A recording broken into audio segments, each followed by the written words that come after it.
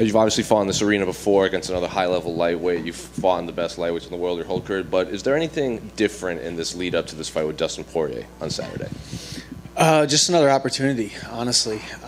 I feel like momentum has been building, even with ups and downs, even with a couple setbacks in my UFC run thus far. Everything has led to this. Once again, the biggest stage I could possibly ask for, UFC, Madisen Square Garden, and Dustin Poirier, arguably, I think the most decorated lightweight we have on the roster. Knock him off, get my hand raised, continue to stake my claim as the best lightweight in the world in progress.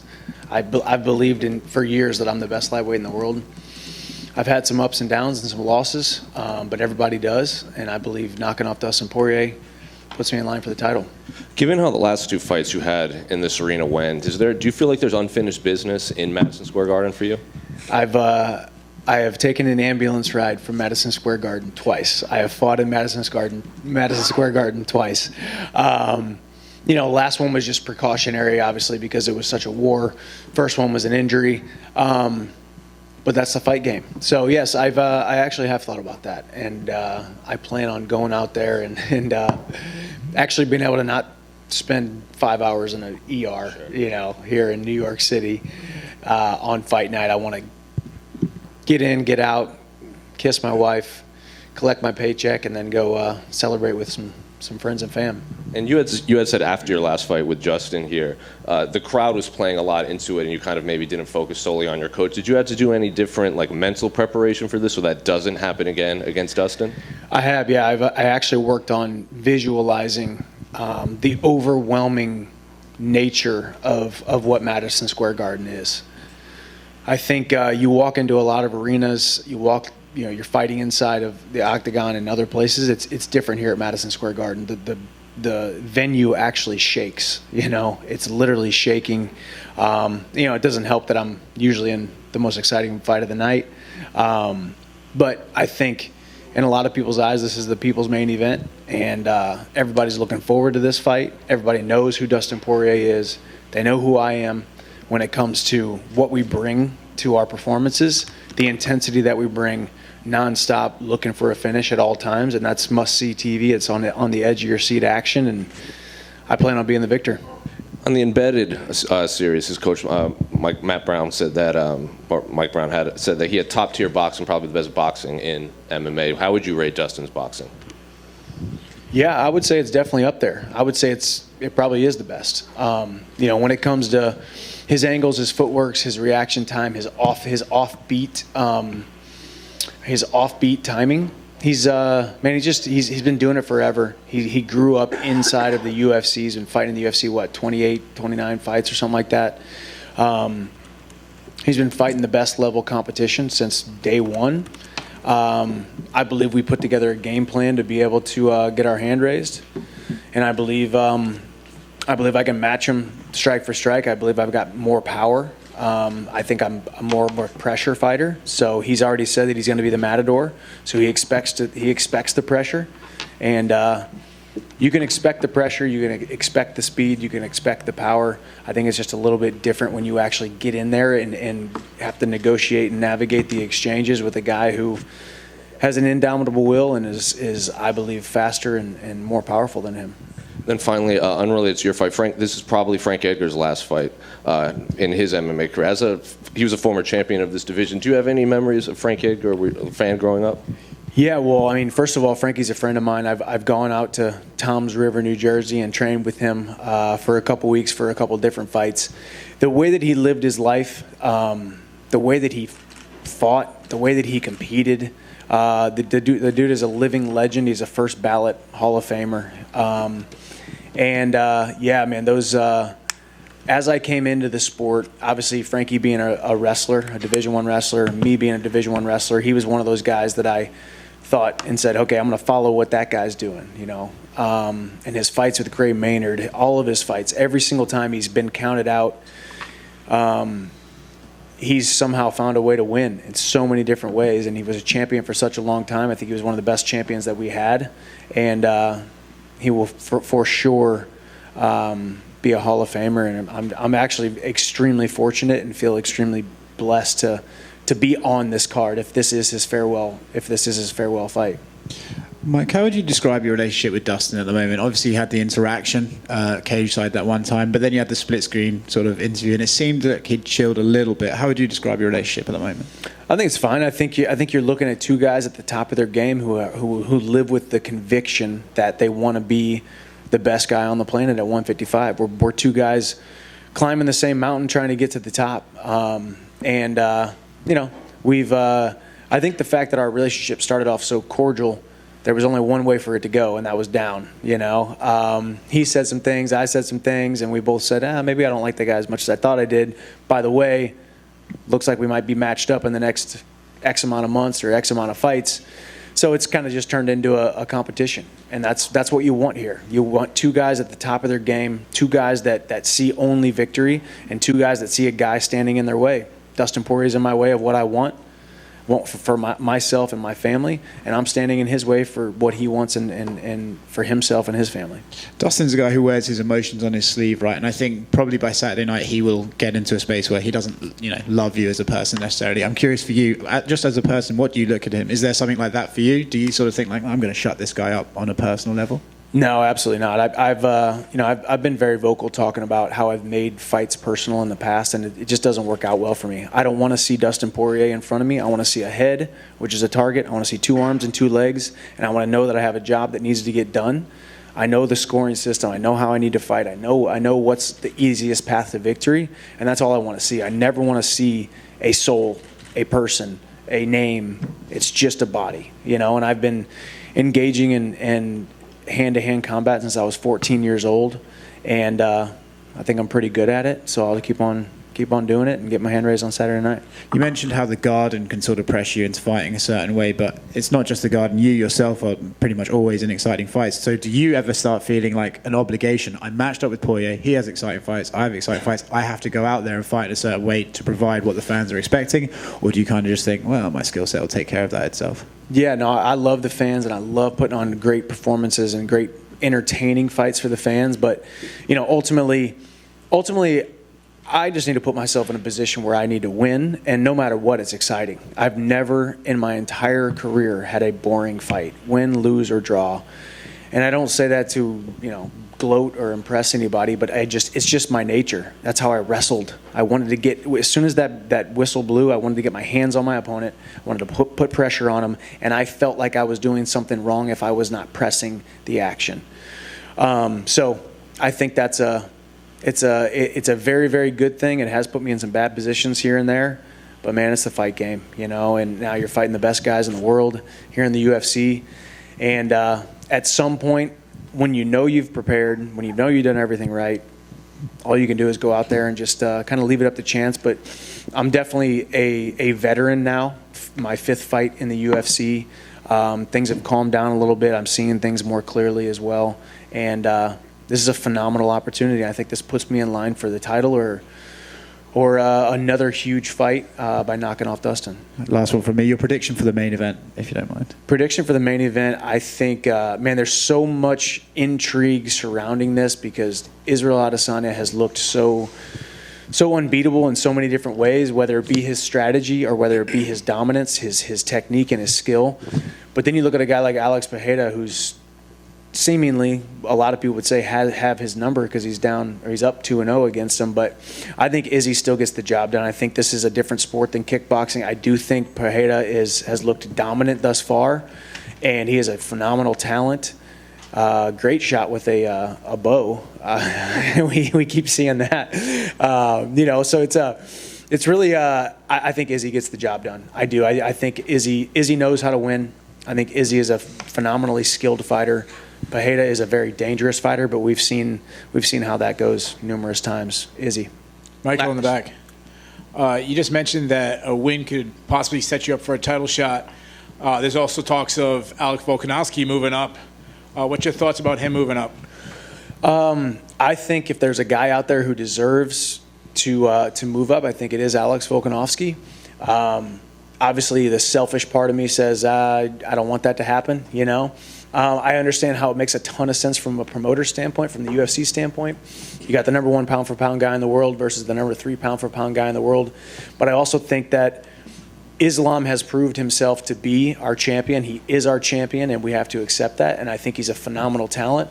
I also think he needs to have his first title defense against a lightweight. He needs to get through another lightweight before they start talking about super fights. Once again, I don't say that to say that the UFC is making a bad decision or the wrong decision if they make that decision to let Volkanovski move up.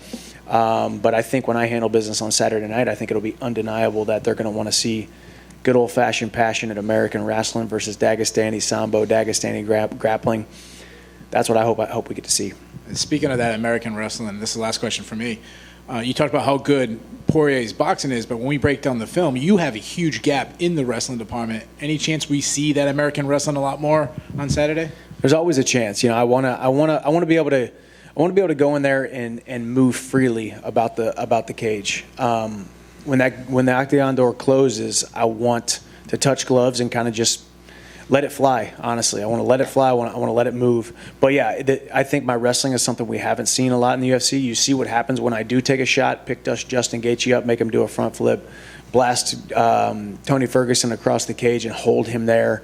If you go back to my previous fights before I came into the UFC, when I take guys down, I can control them and I can dominate them, and they do not get up.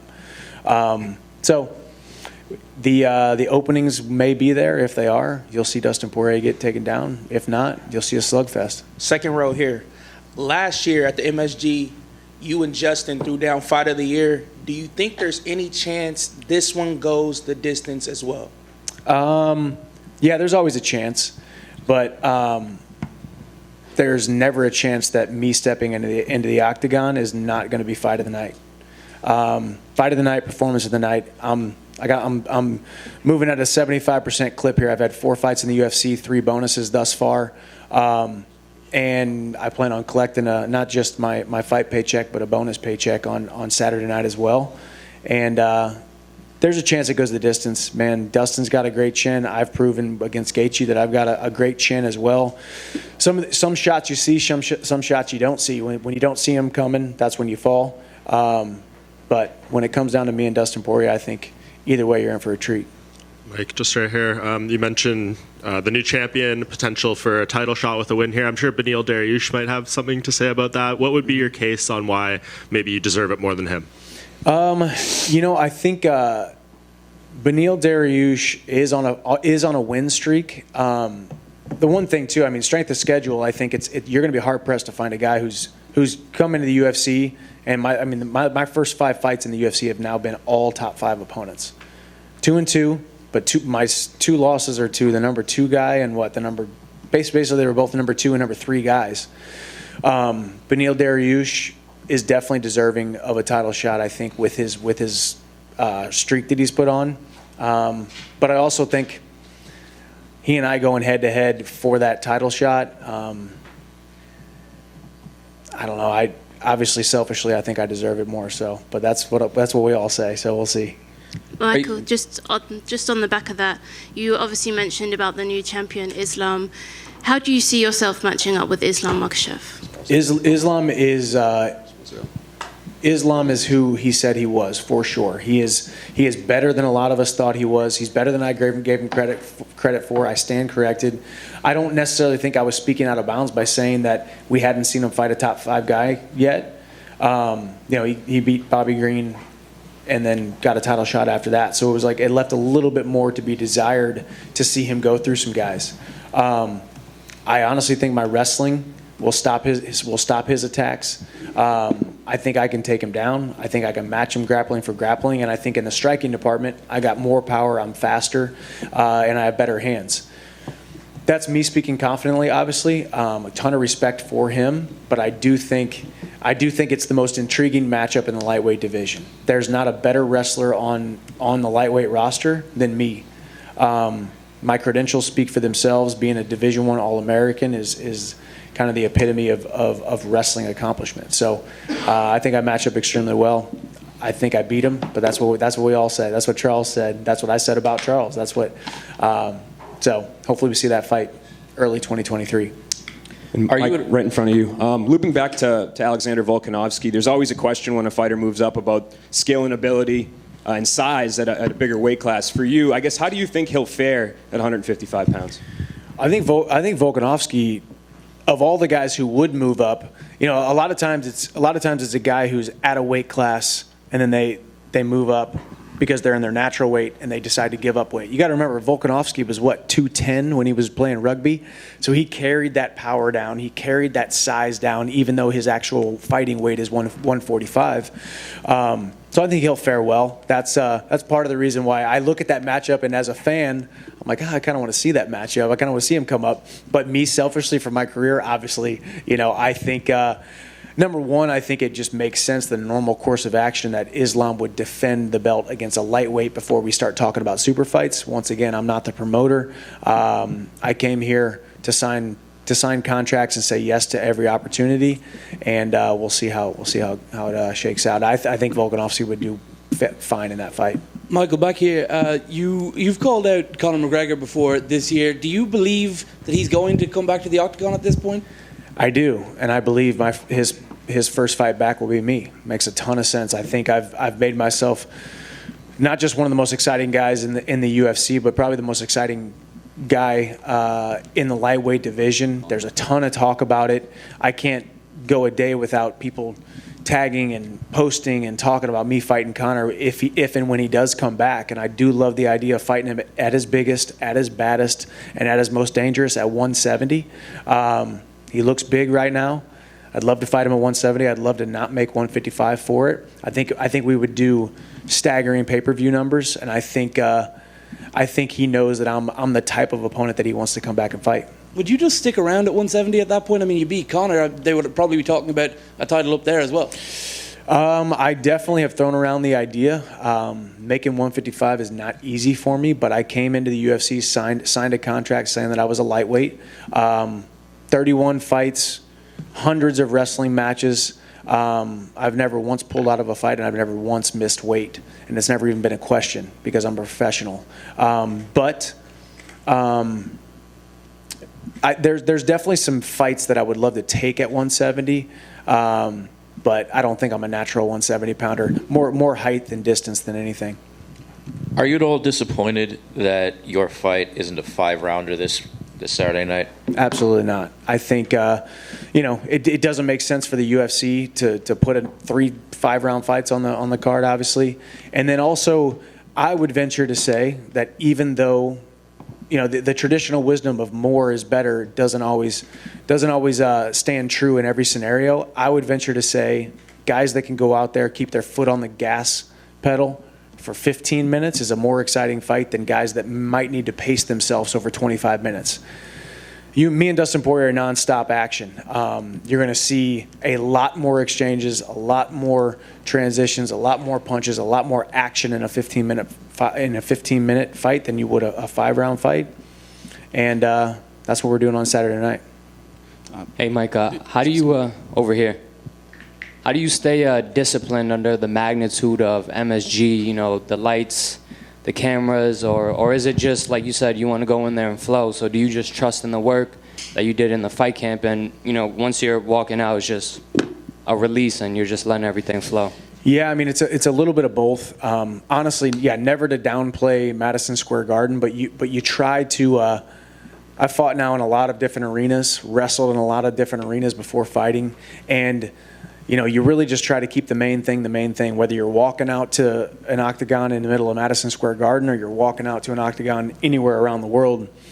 You want to just focus on your performance, focus on your composure, focus on your breath, your heart rate, your mindset, your mentality, and just remember how hard that you've worked. And hopefully that works out, for you to be able to string together a great performance and stay in that flow state. But also, if I got to dig deep and turn into the Michael Chandler that you guys saw a year ago here at Madisen Square Garden, I think that guy breaks Dustin Poirier as well. So, the Justin Gaethje fight, yes, it was ill-advised the way I fought, but I also knew the guy that I was fighting, and I was fighting the spirit of the man, not the physical body of the man. I was trying to get into his head and have him look across the octagon and say, holy cow, I have met my equal. I think Dustin Poirier has seen that fight He's watched that fight. I'm sure he's seen some holes in my in my repertoire, if you will. But I'm going to be a different guy on Saturday night. How many backflips can we expect this time? At least 5. No, I mean, it depends. It depends on how the fight goes. Those backflips just kind of come out, and the crowd wanted more, so I had to keep on giving them more. I figured 4 in the last fight was good enough, and better stop it there. But we're gonna be doing a couple backflips on Saturday night. Thank you. Right over here. One last question. Thank you. After your career now, professional career spanning 13 years, at this point in your career, after all the wars, all the tough fights you've been through, how do you maintain the level of motivation you've been able to do, this far into your career? I was talking to Chris about this earlier. I'm extremely fortunate because I actually have gotten 2 careers. I truly believe I've gotten 2 careers. I got the career where I can promise you that I worked harder than every single other guy who has sat up here in all these different events. I lived a championship lifestyle. I did every single thing right, and I can promise you that because I know that because I've trained on the West Coast, East Coast, around the world, been around these people. But I never got the credit for it because I was outside of this organization. Now I get a new lease on life, a second career coming into the biggest organization in the world, and finally I get to put my heart and my hard work and my determination and discipline on the biggest stage possible. So truthfully, 2 years ago, whenever I signed with the UFC, I became a new man, and I honestly had a new level of motivation. Adopting my second son adds a lot of motivation. I am now a father who has to feed 2 young men now. I got the love and support of an amazing wife. So this is just, man, I'm living the dream. I truly am living the dream, and I can't put into words how amazing it is. So it's easy for me. I'm so grateful to have 2 capable arms and 2 capable legs to be able to sit here and you guys actually care what I'm talking about. The people on the other ends of these cameras care what I'm talking about. And this is a position that so many people would love to be in. So for me to sacrifice the gifts that I've been given is just downright blasphemy, and it's just downright wrong. So I wake up every single morning excited about what I get to do, and I'm going to keep on doing it till the wheels fall off. And I still got a lot of tread left on this tire. You're going to see it on Saturday night, and I will be champion by the middle of next year. That's what motivates me, and that's what keeps me going.